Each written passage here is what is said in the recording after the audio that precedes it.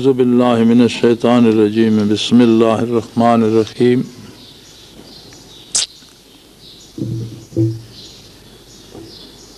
دنیا میں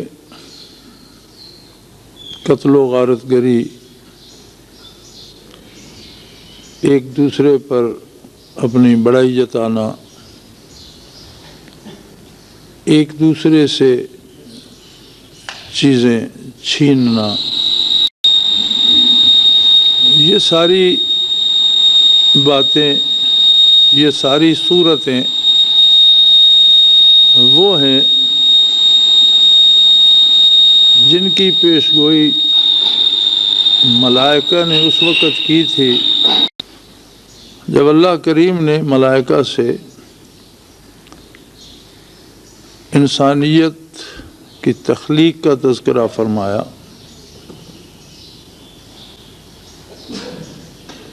اور جب فرشتوں سے فرمایا انی جاعل فی الارض خلیفہ، قالوا وتجعل فیہا من یفسد فیہا ویسفک الدماء، تو انہوں نے عرض کی بار الہ، زمین پر اگر کوئی اور مخلوق ہوگی تو وہ فساد کرے گی، قتل و غارت گری کرے گی۔ جہاں تک تسبیح و تحمید کا تعلق ہے تو وہ تو ہر آن ہم آپ کی تسبیح و تقدیس بیان کر رہے ہیں۔ نحن نسبح بحمدک ونقدس لک، تو ارشاد ہوا انی عالم ما لا تعلمون، میں جانتا ہوں جو باتیں تم نہیں جانتے۔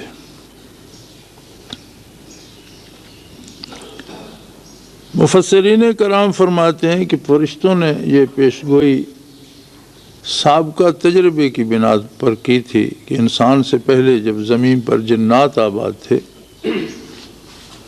تو یہی ہوتا تھا کہ وہ فساد کرتے تھے، قتل و غارت گری کرتے تھے، اور پھر آسمان سے فرشتے بھیجے جاتے جو ان کی اصلاح کرتے، ظالموں کو مارتے، سزا دیتے۔ تو فرشتوں نے اس تجربے کی بنیاد پر یہ بات عرض کی کہ بار الہ، جو مخلوق پہلے تھی جس طرح وہ کرتی تھی، جو بعد میں آئے گی وہ بھی ایسا ہی کرے گی۔ تو ارشاد ہوا انی عالم ما لا تعلمون، میں جانتا ہوں جو تم لوگ نہیں جانتے۔ وہ کیا نکتہ تھا جس سے فرشتے بھی بے خبر تھے؟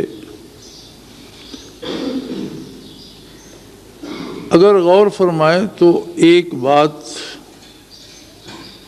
بالکل نرالی، انوکھی اور پہلی اور آخری دفعہ ہوئی۔ رب کریم کی ساری کائنات میں جس کا شمار سوائے اللہ کے کوئی نہیں جانتا، اتنی بے حساب بے پناہ مخلوق ہے اس کی کہ جس کا شمار جاننا اس کے سوا کسی دوسرے کے بس کی بات نہیں۔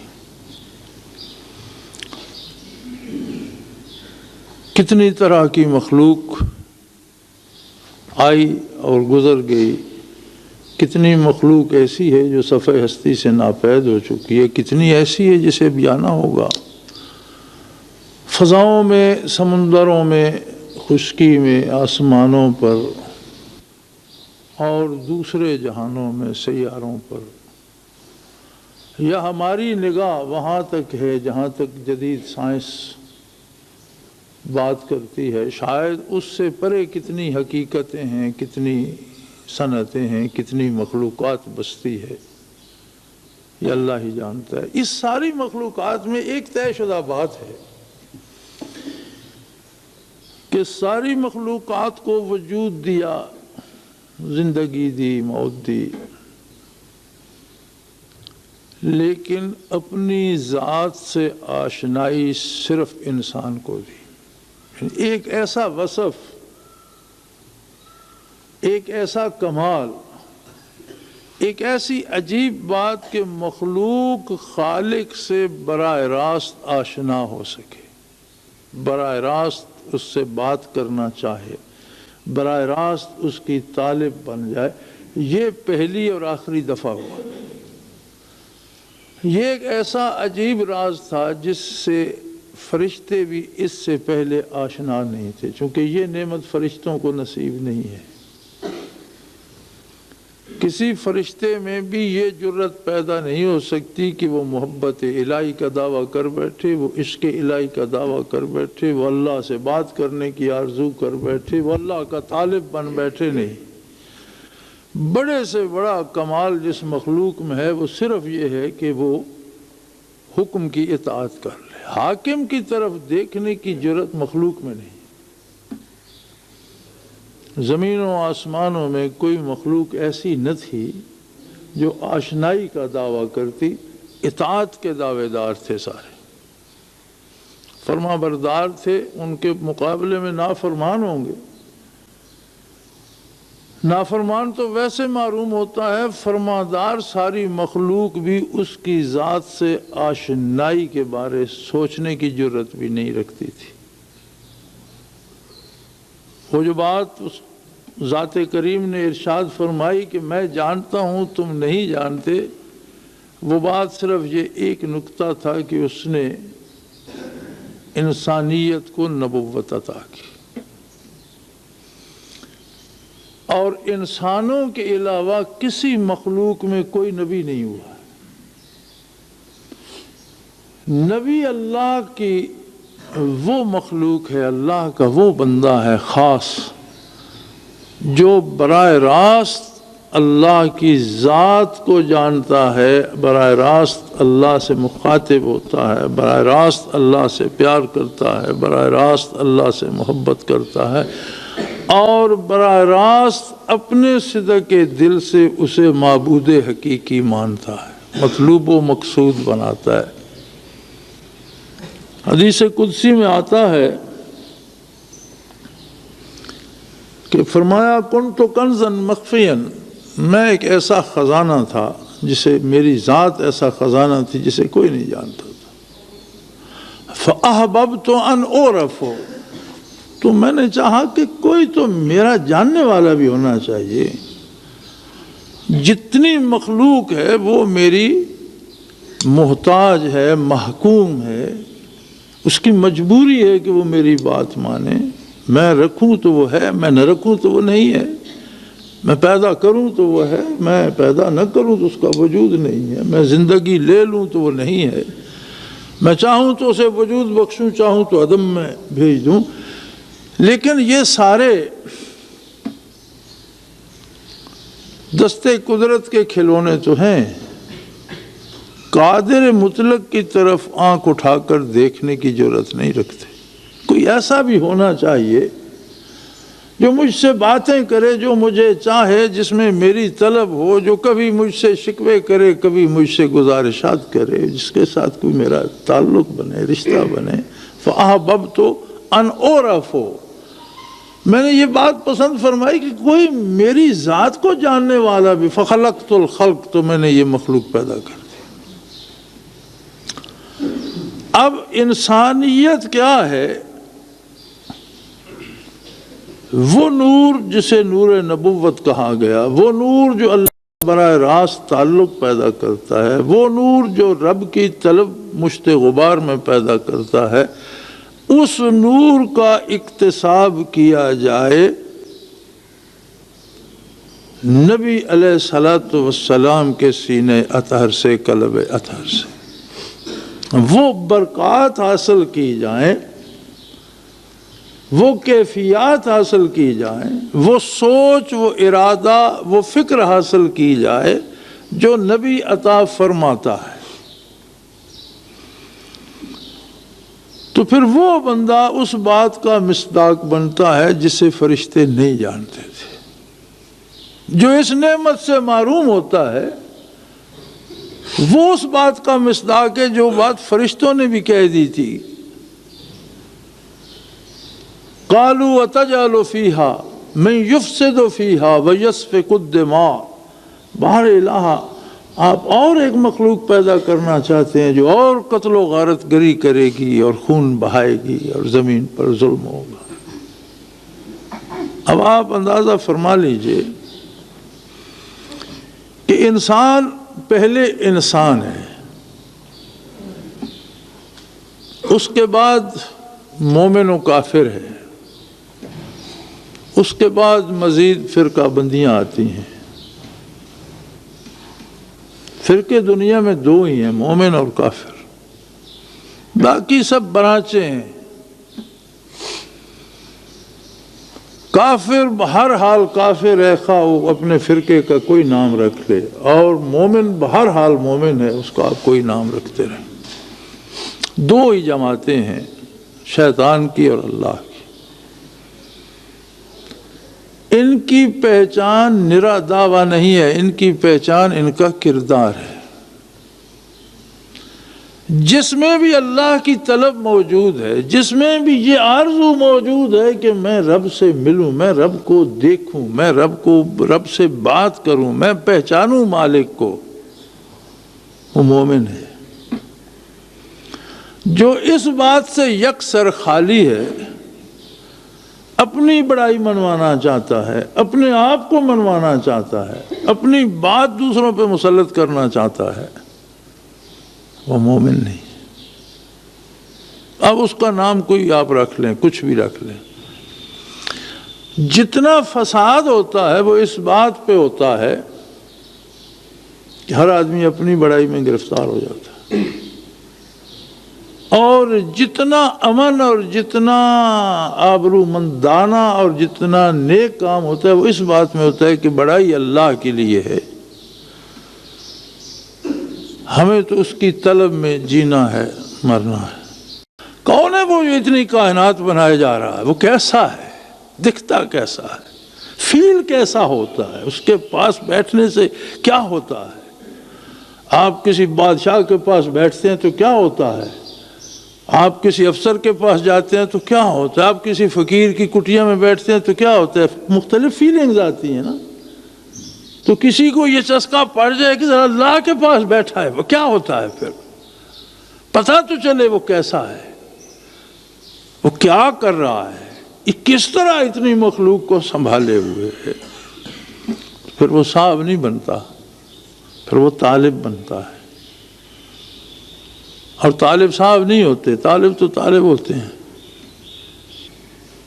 اور یہ بھی مت بھولیے کہ یہ جو ہماری لمبے سجدے ہیں اور ہماری تسبیحات کی کثرت ہے اور ہماری نمازیں جو ہیں، یہ کوئی اسلام کی ریکوائرمنٹ ہے؟ یہ اسلام کی ضرورت نہیں ہے۔ یہ عبادات اللہ کی ضرورت نہیں ہے، عبادات اسلام کی ضرورت نہیں ہے، عبادات بندے کی اپنی ضرورت ہے کہ عبادت سے اس کا کوئی ضمیر صاف ہو، اس کا دل پالش ہو، اس کے مزاج سے زنگ اترے، اور وہ ان برکات، ان انوارات کو لینے کی اہلیت اسے نصیب ہو جو قلب اطہر رسول اللہ صلی اللہ علیہ وسلم سے تقسیم ہوتے ہیں۔ یعنی عبادت خود بندے کی ضرورت ہے۔ اور یہ جو آپ کو آج کے مولوی نے کہہ دیا کہ ثواب مر کر ملے گا، یہ بھی دھوکہ ہے۔ ثواب نقد ملتا ہے اور یہیں ملتا ہے، اور جس کو یہاں نہیں ملتا اسے کہیں بھی نہیں ملے گا۔ رب کریم بندے کو حکم دیتا ہے، اللہ کا نبی بندے کو حکم دیتا ہے صلی اللہ علیہ وسلم کہ مزدور کی مزدوری پسینہ خشک ہونے سے پہلے ادا کر دو، اور خود ساری عمر کا ادھار کرتا ہے۔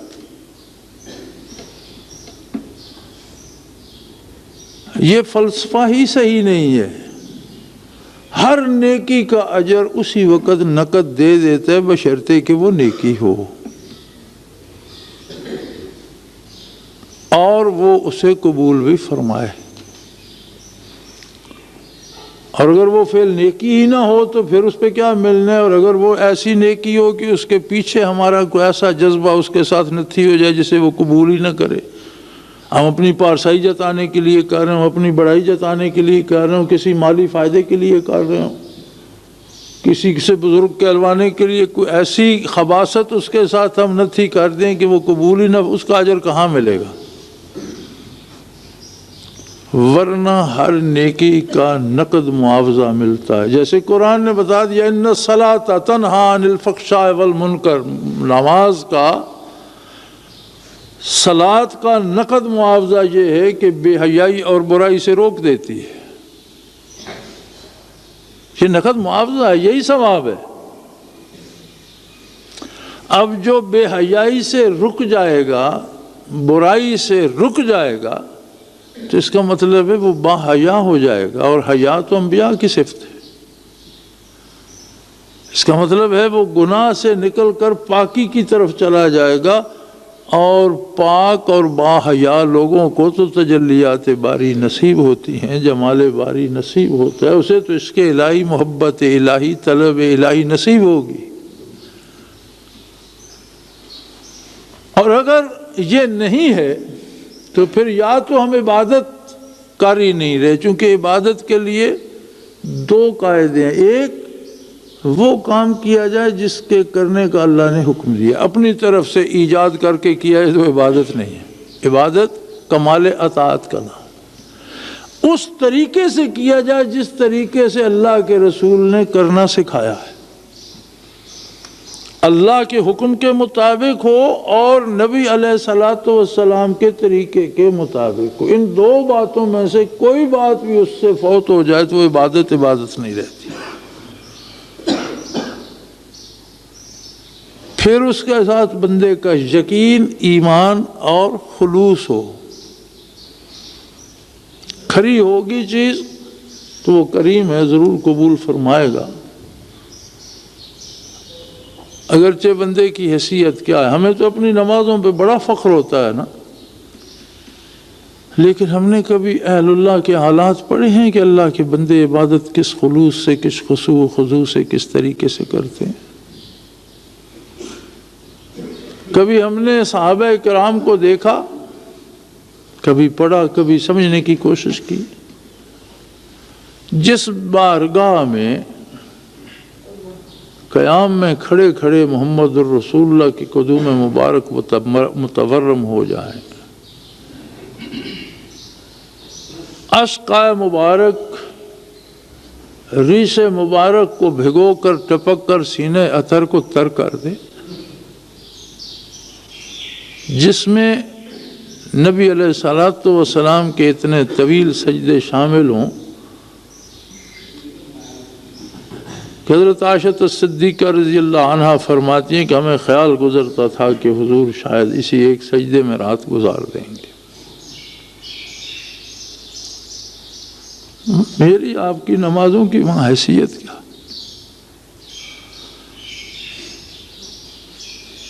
جو طلب، جو درد، جو عشق، جو محبت، جو قرب محمد الرسول اللہ صلی اللہ علیہ وسلم کے ایک سجدے میں ہے، ساری کائنات قیامت تک سجدے کرتی رہے، اس کے عشر عشیر کو نہیں پا سکتے۔ جہاں فرشتے سجدے کرنے سے لرزتے ہوں، جہاں انبیاء سجدے کر کے استغفار پڑھتے ہوں، جہاں زمینیں کانپتی ہوں، آسمان کانپتے ہوں، عرش لرزتے ہوں، وہاں میں نے اور آپ نے کیا کیا کہ ہم اس پہ اتراتے پھرتے ہیں اور ہمیں اس پہ گھمنڈ ہو گئے کہ ہم عبادت کرتے ہیں۔ اگر یہ گھمنڈ، یہ چیزیں پیدا ہو گئیں تو سمجھ لو کہ مسلمانی نہیں ہے۔ یہ مسلمانی یہ ہے کہ اللہ کی عبادت نصیب ہو اور خلوص کے ساتھ، درد کے ساتھ نصیب ہو۔ اس کا نتیجہ یہ ہوتا ہے کہ آپ کو توفیق عمل ارزاں ہوتی ہے اور آپ دنیا میں اللہ کے بندوں کے لیے آسانیاں پیدا کرنے کا سبب بن جاتے ہیں۔ نبی علیہ الصلوۃ والسلام کی حیات طیبہ میں 84 کے قریب جنگیں ہوئیں، غزوات و سرایا۔ 84 جنگوں میں مسلمان شہداء اور کافر مقتولین کی تعداد انگلیوں پہ گنی جا سکتی ہے، ہزاروں میں نہیں، سینکڑوں میں ہے۔ 84 جنگوں میں۔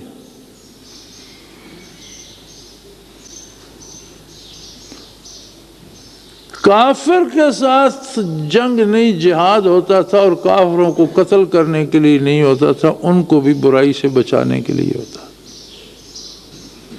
حضرت علی کرم اللہ وجہ الکریم کو ایک جہاد پہ بھیجتے ہوئے نبی کریم صلی اللہ علیہ وسلم نے ارشاد فرمایا کہ علی ایک بات یاد رکھنا، 1000 کافر کو بحالت کفر قتل کر دینے سے ایک کافر کو مسلمان بنا دینا اللہ کو زیادہ محبوب ہے۔ آپ فرماتے تھے میں اللہ کے بندوں کو اللہ کے غضب سے بچانے کے لیے آیا ہوں، لوگوں کو جہنم میں پھینکنے کے لیے نہیں۔ آپ نے فرمایا میری مثال ایسی ہے، ایک حدیث کا ترجمہ ہے، میری مثال ایسی ہے جیسے کسی نے جنگل میں آگ جلائی ہو اور بے شمار طرح کی مکڑ مکھیاں اس میں، وہ پروانے اس میں دھڑا دھڑ گرنا چاہتے ہیں، اور کوئی شخص بے تحاشا پکڑ پکڑ کر انہیں آگ سے بچا رہا اور دور لے جا رہا۔ وہ لوگ جو بے تحاشا جہنم کی طرف لپکتے ہیں، میں محنت کرتا ہوں کہ وہ جہنم سے بچ جائیں۔ یعنی اسلام کیا ہے؟ دوسروں کے لیے، نوع انسانی کے لیے ان کے حقوق، ان کے تحفظ، ان کی جان کی حفاظت، ان کے مال کے تحفظ، ان کی آبرو کی تحفظ کی فکر کرنا، دوسروں کی بات کرنا، دوسروں کی بہتری چاہنا، یہ تو اسلام ہے، اور یہی نبی علیہ الصلوۃ والسلام نے سکھایا ہے۔ اور عبادت کرنے کا ثواب یہ ہے کہ یہ توفیق نصیب ہو جاتی ہے، تو جو دوسروں کے لیے باعث ایذا بن جائے، جو ہر گھر میں صف ماتم بچھا دے، جو دوسروں کا مال چھیننا جائز قرار دے، جو دوسروں کا خون جائز قرار دے، جو قتل و غارت گری کا درس دے، یہ اسلام ہے، یہ اسلام نہیں ہے۔ جہاں تھوڑی سی انانیت آ جائے، تھوڑی سی بڑائی آ جائے، وہاں اتنی خرابیاں پیدا ہوتی ہیں۔ جہاں ہو ہی بڑائی اور بڑائی، اور یہ سوچنا کہ میرے جیسا کوئی دوسرا نہیں ہے، میں بڑا با کمال ہوں، یہی شیطنت ہے۔ شیطان صرف اتنی سی فکر ہے، اس فکر کا نام شیطان ہے۔ عبادت جتنی شیطان نے کی شاید مخلوق میں سے کسی نے کی ہو۔ جنات میں سے تھا، اتنی محنت کی، اتنا مجاہدہ کیا کہ معلم الملکوت بنا، فرشتوں کا بھی استاد۔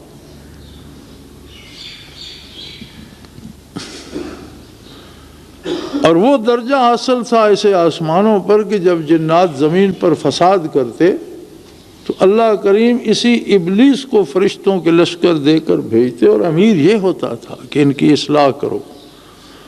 زراہ تفاخر و فوج ملک، گہے بر زمین بود گہ بر فلک، کہ بڑے فخر کے ساتھ فرشتوں کی فوجوں کی قیادت کرتا ہوا کبھی زمینوں پہ ہوتا تھا، کبھی آسمانوں۔ پھر ہوا کیا؟ شیطنت کیا در آئی؟ شیطنت یہ تھی کہ جب آدم علیہ السلام کی تخلیق کا وقت آیا تو اس نے کہا انا خیر منہ، اس سے تو میں بہتر ہوں۔ یہ تو مٹی کا پتلا بنا دیا بار الہ تو نے، خلقتنی من نار، مجھے آگ سے بنایا۔ مٹی تو ایک کمزور چیز ہے، ہر کوئی اسے رونتا ہے، اس پر لوگ پیشاب کرتے ہیں، اس پر مردار پھینک دیتے ہیں، اس میں جھیلیں بن جاتی ہیں، اس میں گندے کڑوے پانی ہیں، اس میں آتش فشاں ہے، اس پر پہاڑ ہیں، جنگلات ہیں، جانور پھرتے ہیں، اور آگ تو صاف ستھری چیز ہے، اور ایک طاقت کا نام ہے آگ، جو سامنے آئے اسے تباہ کر دے، جلا دے، کوئی اس کا مقابل نہیں ہے۔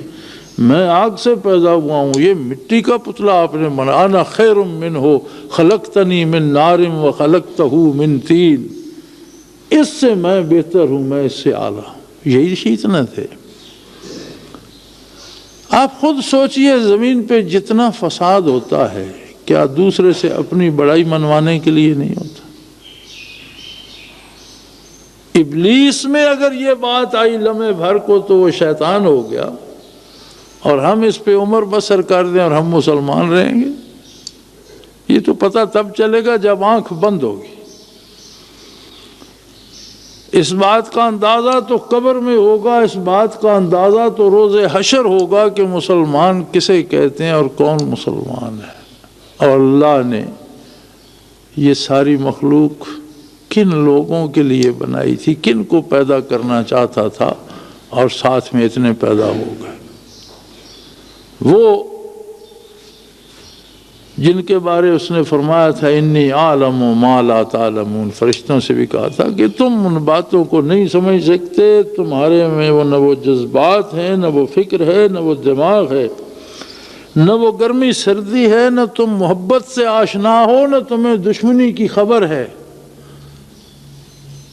تم تو روبوٹ ہو، میں نے بنا دیا اور جس پہ فکس کر دیا تم وہ کیے جا رہے ہو۔ مجھے تو اس مخلوق میں تو وہ مخلوق پیدا کرنے جا رہا ہوں جو اپنی پسند سے فیصلے کرے گی، اور مزہ اس وقت آئے گا کہ جب اپنا آپ ہار جائے گی لیکن میری بات نہیں ہارے گی۔ تمہارا کیا، تم تو روبوٹ ہو، تمہیں کیا پتا کہ درد کیا ہوتا ہے، تمہیں کیا پتا کہ ہجر میں بھی دکھ ہوتا ہے، تمہیں کیا پتا کہ وصال میں بھی لذت ہوتی ہے، تم تو خوشی سے بھی بے خبر ہو، غمی سے بھی آشنا نہیں، تمہیں صحت کی لذت کا احساس نہیں ہے، بیماری کے دکھ کی خبر نہیں ہے، تمہارا نہ کوئی اپنا ہے نہ کوئی بیگانہ۔ تم ان باتوں انی عالم ہو، یہ سب رموز میں جانتا ہوں، ما لا تعلمون، یہ تم نہیں جانتے، تمہیں وہ چیزیں میں نے دی نہیں ہیں، تمہیں وہ باتیں بتائی نہیں ہیں، تم کیسے جان سکتے ہو؟ میں تو ایک جیتا جاگتا سوچنے سمجھنے والا، ہنسنے رونے والا، دوستی دشمنی کرنے والا، اپنے بیگانے بنانے والا، بیگانے اپنے جاننے والا، اس کا ادراک رکھنے والا، میں تو وہ مخلوق پیدا کرنا چاہتا ہوں جس میں قوت فیصلہ ہو، بھلے برے کی تمیز ہو، پھر وہ مجھے دیکھے، وہ میرے قریب آئے، اسے مجھ سے پیار ہو جائے، محبت ہو جائے، پھر وہ مجھے چھوڑ نہ سکے، اٹھ نہ سکے، جا نہ سکے، اسے بھوک ستائے تو بھی میرے در پہ رہے، سلطنت مل جائے تو بھی میرے دروازے سے نہ اٹھے، اسے زندگی مل جائے تو بھی میرے لیے جیے، اسے گردن کٹانی پڑے تو میرے نام پہ کٹا دے، سمجھوتے نہ کرے، خواہشات کا اسیر نہ ہو۔ وہ بدر میں ہو یا احد میں، وہ قادسیہ میں ہو یا کربلا میں، پتہ چلتا رہے کہ یہ بندہ کیا چاہتا ہے، یہ کس سمت جانا چاہتا ہے، اس کی آرزو کیا ہے، جو خریدی نہ جا سکے، جسے کوئی دبدبہ کوئی روب ختم نہ کر سکے، ان کے لیے بنا رہا۔ اور یہ باقی جو مخلوق فالتو ہے، شیطان نے کہا بار الہ مجھے تو نے رد تو کر دیا، لیکن میں تیرے ان بندوں کو ایسا گھیروں گا کہ آگے سے، پیچھے سے، دائیں سے، بائیں سے، ہر طرف سے میں انہیں گھیر لوں گا، یہ میری بات مانیں گے، آپ کی بات یہ نہیں مانیں گے۔ فرمایا میں نے جہنم پہلے سے بنا دی ہے، بندے بعد میں بنا رہا ہوں، جو تیرے ساتھ تیری بات مانیں گے انہیں بھی اور تجھے بھی میں نے تمہارے رہنے کی جگہ بنا دی ہے، جہنم میں ڈالوں گا، لیکن میری بات بھی سن لے، ان عبادی لیس لک علیہم من سلطان، جو میرے ہو جائیں گے ان پر تیرا بس نہیں چلے، تو بھی سن لے، میں تجھے نہیں روکوں گا، میں تجھے زندگی دوں گا، مہلت دوں گا، جا تو جب تک قیامت قائم نہیں ہوتی تب تک دنیا میں رہ، زندہ رہے، تو تیری اولاد، تیرے ماننے والے سارے مل کر زور لگا لو، ان عبادی، یہ یقینی بات ہے جو میرے ہو جائیں گے، لیس لک علیہم من سلطان، تیرا ان پر بس نہیں چلے گا۔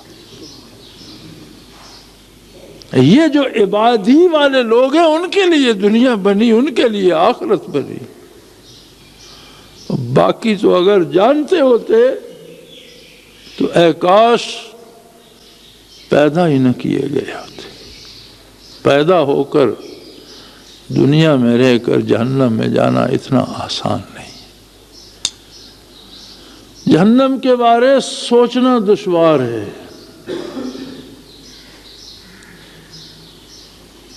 اللہ جہنم سے اپنی پناہ میں رکھے۔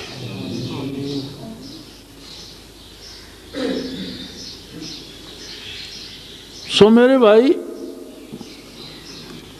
اسلام یہ ہے کہ بندہ دوسروں کی سلامتی کا سبب بن جائے، دوسروں کے حقوق ان کو دلوانے کا سبب بن جائے، دوسروں میں زندگی بانٹنے کا سبب بن جائے،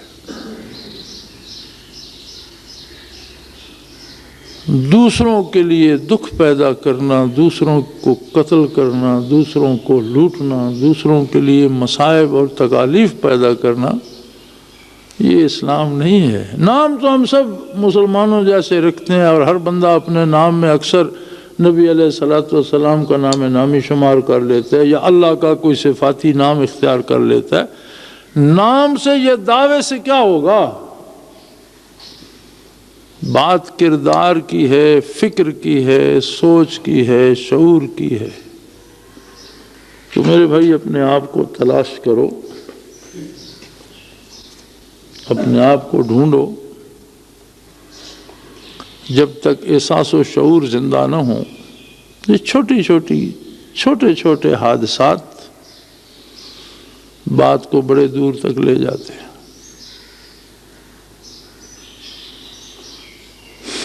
ایک ذرا سی بات پر برسوں کے یارانے گئے، چھوٹی چھوٹی باتوں پر، یہ ایک بات ہی نہ چھوٹی سی، صدیوں ابلیس نے سجدے کیے، زمینوں سے لے کر آسمانوں تک۔ ایک جملہ اگر کہہ ہی دیا کہ میں اس سے بہتر ہوں، تو 100 برس اس نے سجدے کیے۔ یہ ذرا سی بات، چھوٹی سی بات تھی۔ جو بات بھی محبوب کو گراں گزر جائے وہ کبھی چھوٹی نہیں ہوتی، اور بڑے سے بڑی بات جسے وہ درگزر کر دے وہ بڑی نہیں ہوتی۔ چھوٹے بڑے کا معیار یہ نہیں ہے کہ ہم کسے چھوٹا بڑا سمجھتے ہیں، چھوٹی بڑی کا معیار یہ ہے کہ اللہ کس بات سے ناراض ہوتے ہیں۔ اور سب سے بڑی بات جو اللہ کو ناپسند ہے وہ یہ ہے کہ اس کی مخلوق کے لیے مشکلات پیدا کی جائے۔ ان بطش ربک لشدید، وہ جب پکڑتا ہے تو اس کی گرفت بڑی سخت ہوتی ہے۔ بڑے بڑوں کی چیخیں نکال، یہ تو کیا ہے، وہ تو فرعون کی باں نکل گئی تھی، ان کی تو حیثیت کیا ہے۔ جب 2 غوطے آئے نا سمندر کے کھردرے پانی میں، کڑوے پانی میں، کھاری پانی میں، 2 دفعہ پھیپھڑوں تک اور دماغ تک جب چڑھا تو اوپر ابھرا تو کہیں انی آمنت برب موسیٰ و ہارون، میں موسیٰ اور ہارون والے خدا کو مانتا ہوں۔ اللہ پاک نے فرمایا الان ہن مننا بھی تو، آج مانتے ہو تم، وقت کنت من الکافرین، جب ماننے کا وقت تھا انکار کرتے رہے، آج مانتے ہو، آج تم مانتے ہو، آج میں نہیں مانتا۔ آج تم تو مانتے ہو لیکن میں نہیں مانتا آج تمہاری بات۔ اور فرمایا صرف یہ نہیں کہ تم غرق ہوگے، میں تمہیں غرق بھی کروں گا، اور میں تمہیں نکال کر قیامت تک کے لیے مخلوق کے لیے نشانی کے طور پر رکھ دوں گا کہ فرعونوں کا انجام یہ ہوتا ہے۔ ابھی تک قاہرہ کے عجائب گھر میں پڑا ہوا ہے مردود۔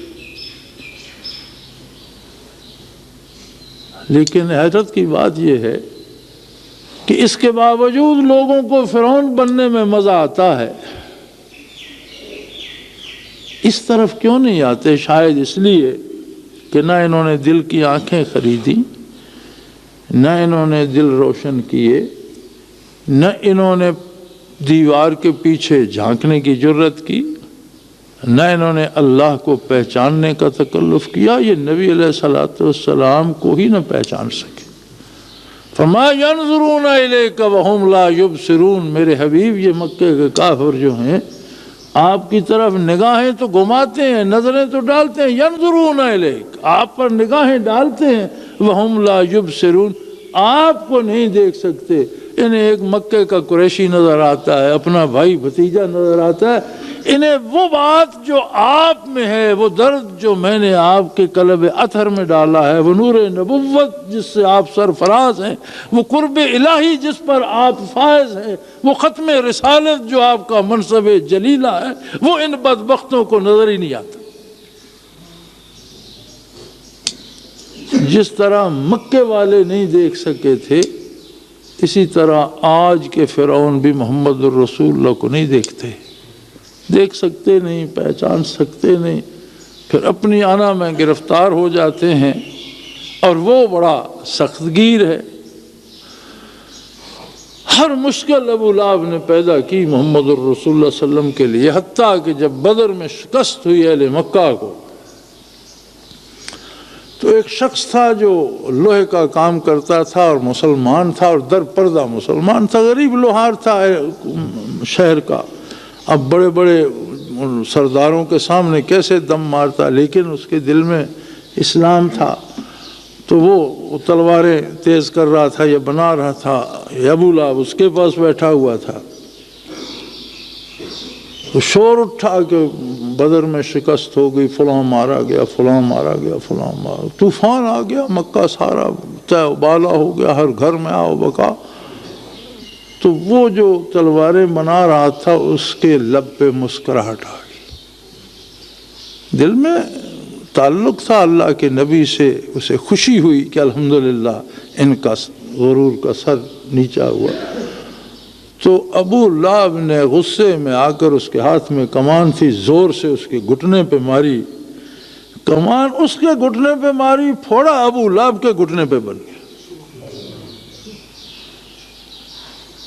وہاں سے اٹھ کر گھر تک بمشکل آیا، اس پھوڑے میں کیڑے پڑ گئے، جہاں اس پھوڑے کا پانی لگتا وہاں دوسرا پھوڑا بن جاتا، پھر اس میں کیڑے پڑ جاتے، سر سے پاؤں تک بدن پھوڑوں سے اور کیڑوں سے بھر گیا۔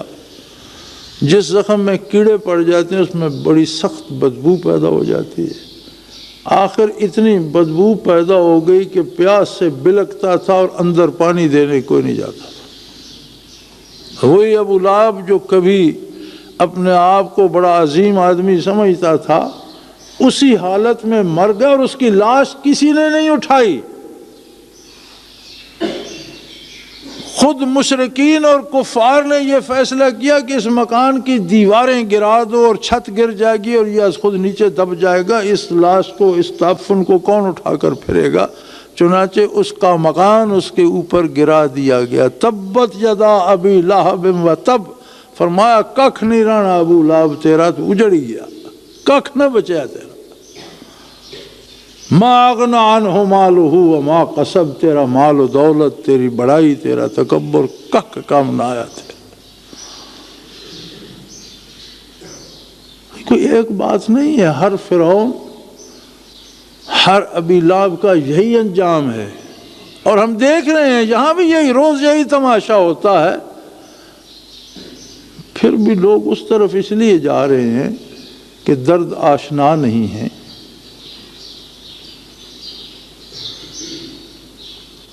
طلب نہیں ہے، عشق نہیں ہے، محبت نہیں ہے، اپنے آپ کو بڑا بنانا چاہتے ہیں، اپنے آپ ہی کو بڑا شیطان نے بنانا چاہا، اپنے آپ اپنی خود ستائی میں گرفتار ابو لہب کا یہ حشر ہوا، اپنی بڑائی میں گرفتار فرعون کا یہ حشر ہوا۔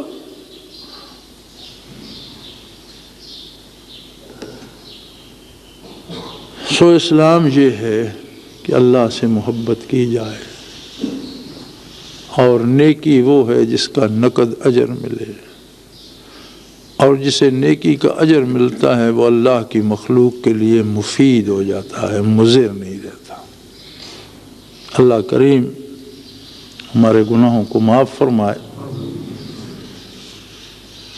ہماری غلطیوں کو، ہماری کوتاہیوں اور ہماری سستیوں کو معاف فرمائے اور ہمیں توفیق دے کہ ہم اس کے طلب کی آرزو کر سکیں، اس کے پاس بیٹھ سکیں، اس سے باتیں کرنا چاہیں، اسے دیکھنا چاہیں، اس سے ملنا چاہیں۔ اگر یہ طلب پیدا ہو جائے تو اللہ کا طالب اللہ کی مخلوق کے لیے بھی باعث رحمت بن جاتا ہے۔ آخر دعوانا الحمدللہ۔